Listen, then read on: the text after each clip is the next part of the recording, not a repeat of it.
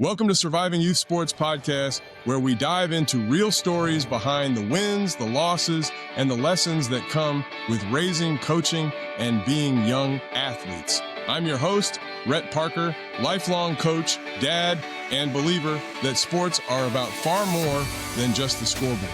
Each week, we explore honest perspectives, real experiences, and the moments that shape who we become through the game.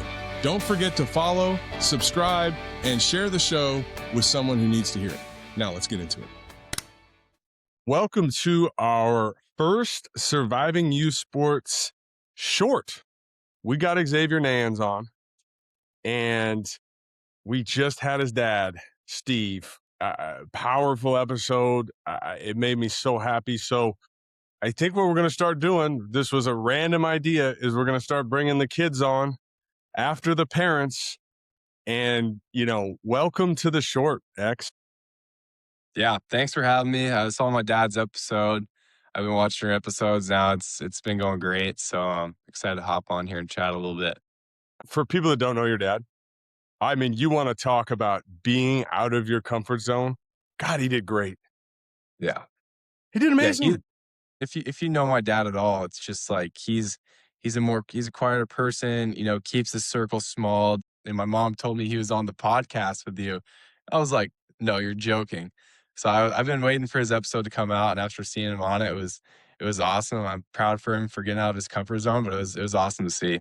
No, it made me really happy too, especially God, he had so many good things to say to parents and players and coaches and people like me that are trying to survive this youth sports. What did you take away, being his son? And obviously he's part of the process, and he's doing a lot of stuff with Harper too, your sister. I mean, doing sprints, that's wild. I don't even want to think about doing that myself. So what did you take from it, with your process and your home life, from his podcast? Yeah, I mean, he has such like a unique point of view, right? Because like me as the athlete, it's just I kind of go out there, I kind of grind, I do my thing. My parents helped me out a ton, helping me get to places wherever it was when I was younger. And then his point of view, it's just like it was kind of cool seeing he's along for the ride, but like he enjoys being along for that ride, right? Like it's not about him at all. Like nobody's gonna be out here saying, "Oh, Steve did this, Steve did that." He'll get praise if it works out. Like it's about like if I never went off to play college baseball, if I never went off to be selected in the draft, like it's nice to know that like man, he's still really enjoyed being a part of the process. Right. And it's funny that you said worked out. What does workout mean? Like, what does it mean to you? Because I know what it means to me as a parent. And sometimes we get lost in that process, right? Yeah, for sure. So tell me about it. Like, what does it mean? What does it mean to you? Like, from your perspective, listening to him talk, it means more that you're who you are than X the baseball player. Yeah, I mean, like first of all, like the person you are is gonna reflect on the baseball player that you become, right? Like, for example, the draft process I went to is like you have to go through all these meetings. I did 27, 28 pre-draft meetings. I did a couple workouts before the draft. I went to the combine. I did, 16 meetings at the combine with front offices, GMs, everything, right? And it's about how you can, communicate as a person and talk to them as a person, not because they have already seen what you do on the field. It's about how you can communicate to them as a person, and that falls, directly back on the parents, right? It's how you teach your kids how to communicate with people, how to treat other people with respect, how to talk to people and whatnot. And that was a big reason of like why it all worked out, right? Is because first of all, like not only did my parents push me to become, the baseball player that I am right now, but they also pushed me to become the person that I am and to always treat people with respect, always treat people with kindness, and always, just know how to talk to people the right way.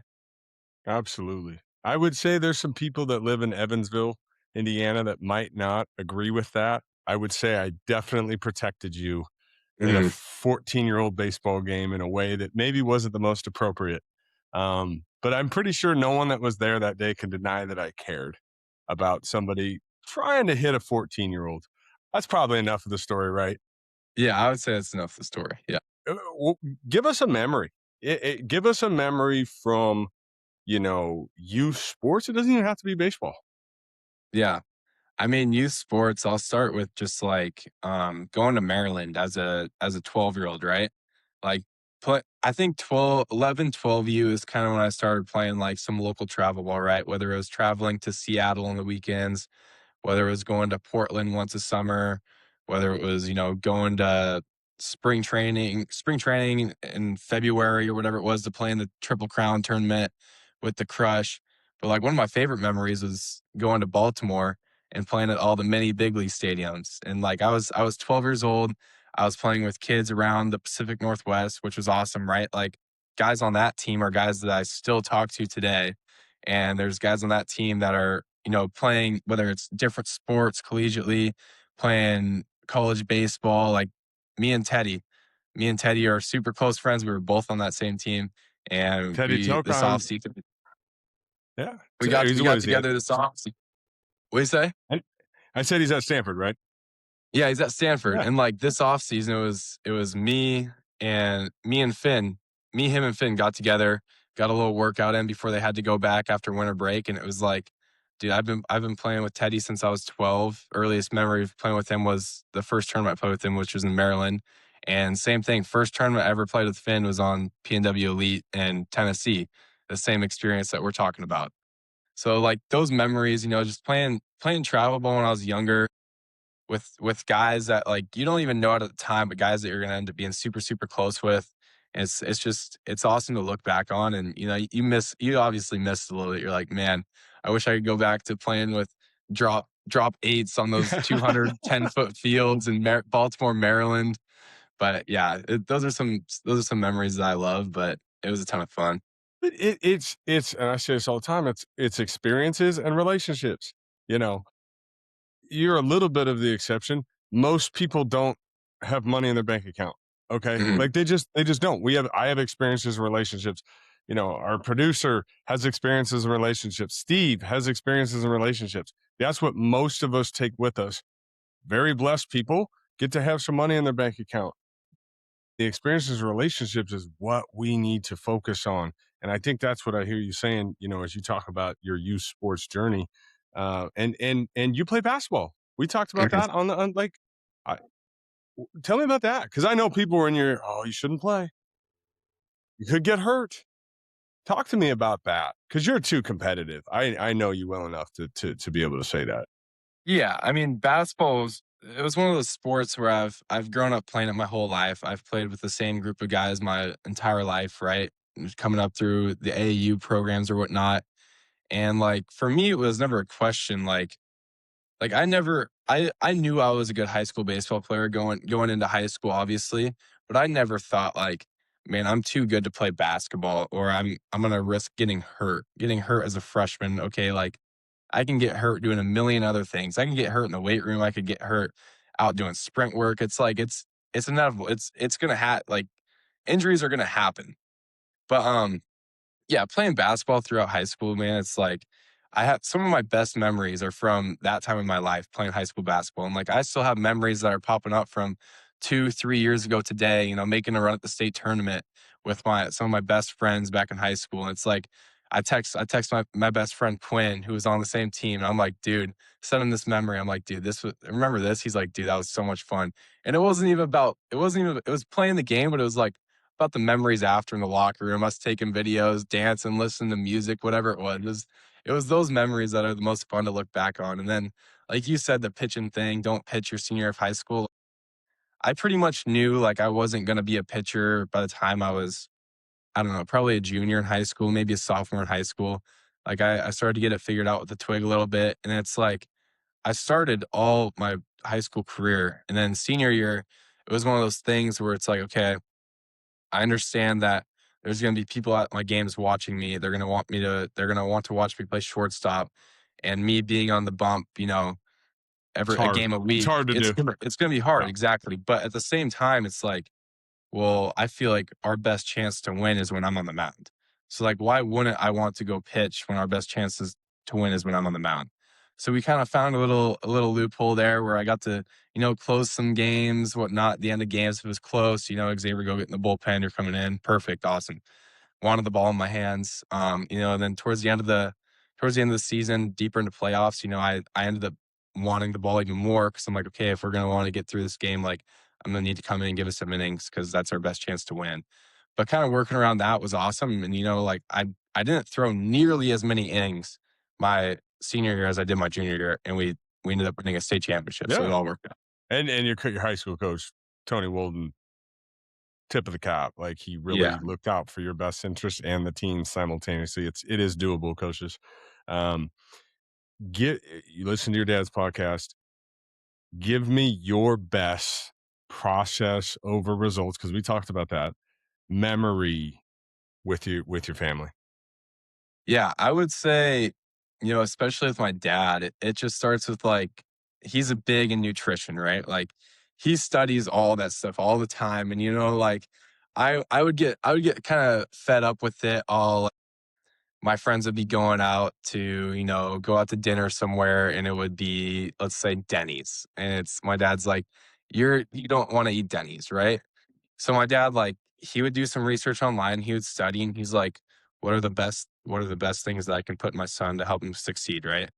And like, I mean, every morning I'd have to get up for weights because coaches, if you want to build a winning program, starts in the weight room. Starts at 6:45 a.m. every single morning throughout the season too.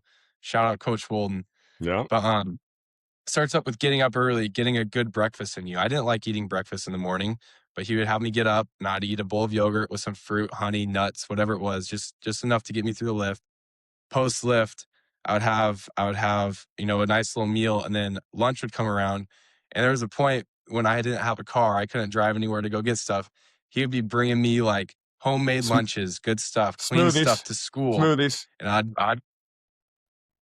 I would walk out to the parking lot, and I'm like, man, I got to walk out and get this lunch again. But it was always clean stuff, and he did a great job with that. Whether it was dinners, lunches, breakfasts, like I would say, like we managed myself eating clean better than most people did, and it obviously worked out. I wasn't eating junk food, and now it's to the point where like you don't even crave it that much. It's not like now I'm alone. It's not like, oh, I want to go hit Taco Bell at 11 p.m. at night. It's like, no, you have your 3 meals, maybe have a snack or two in there, but it's all clean. Love it. So podcast, we're growing this thing. I think it's amazing your dad came on. Give me the best piece of advice you have for players and parents. As somebody that's gone through this process, and not everyone that we're gonna have on is gonna be a first round pick, right? And you know, I would say a lot of things went your way, and you made a lot of great things happen. But what would you tell a 12-year-old version of yourself? What would you tell the parents out there who are trying to push their kids? What's the best piece of advice you can kind of give? I would say, kind of both parties there.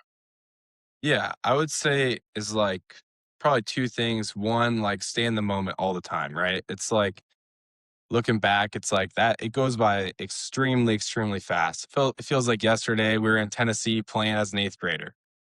You know, Every time I hear that, man, like it hits me where oh man, this is my last year coaching Kenny's 12U team.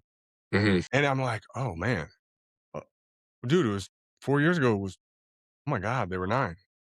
yeah, And not to interrupt you, but like it hits me hard as a parent.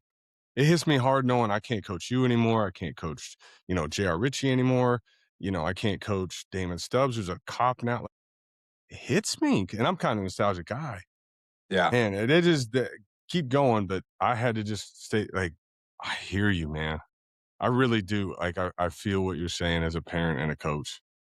Yeah, yeah, just stay in the moment because it goes by extremely, extremely fast, right? Like, I wish I could go back to this time last year when I'm getting ready to start high school baseball, not even knowing that I'm gonna win a state championship, just knowing I'm gonna get to go out there and play with my friends, right? And then, like, second of all, just like you don't have to do too much. There's a lot of people who get caught up, whether it's transferring to a bigger high school because you think it's gonna be better, or constantly like another example, like club teams. jumping from one club team to another each summer. It's just thinking it's always going to get better. It's like that stuff's not going to get you better. You not going to a different high school is going to make you better. You not going to a different club team is going to make you better. It's going to be what you do when you're at home and you're in your training facility working out and whatnot. It's like the stuff that you do outside of playing is what's actually going to get you better. There's no secret recipe for, oh, if I go play here, I'm going to automatically get better. Like that just doesn't happen, right? Like you need to find a good spot where you're comfortable at and then get better in that spot, right? Always have people pushing you and whatnot, but just find a spot and don't rush the process either. Like, like I said, like you don't gotta go to all these showcases, whether it's sorry, PVR, like whatever showcase, like I went to all the showcases too when I was younger. Did I need to? Probably not. Like I was going to showcases when I was 12. But it's like don't feel like you have to go do all this extra stuff when like honestly all that matters is like really getting better in the now. Yeah. No, I think that's huge advice for people. And the showcases might work better for this kid versus this kid. Like some people might need that mentally or confidence wise, and some people don't need it at all. And some people are just wasting their time because, they're not putting the effort in outside of what they are like the team practices. That's what I hear you saying. And I think that it's tremendous advice. Man, I can't thank you and your dad enough for supporting, the work we're trying to do here, and trying to support all those parents and athletes out there. And I mean, you got, man, I might need you to come to my house, here soon, because I got people that need to continue to hear process over results, process over results, process over results. And it's hard when they're young and they're competitive. But man, I appreciate you so much and our relationship, and obviously your folks as well. And you know, best of luck in spring training right now. You're helping people survive youth sports in your own way as well. So I appreciate you. Of course, yeah. Love having myself on. It was great. Thank you. Thanks for joining us on Surviving Youth Sports. Remember, the scoreboard may tell a different story, but the snacks, the car rides, and the questionable coaching decisions, that's where the real memories and the real survival skills come from. Please share, subscribe, and follow us.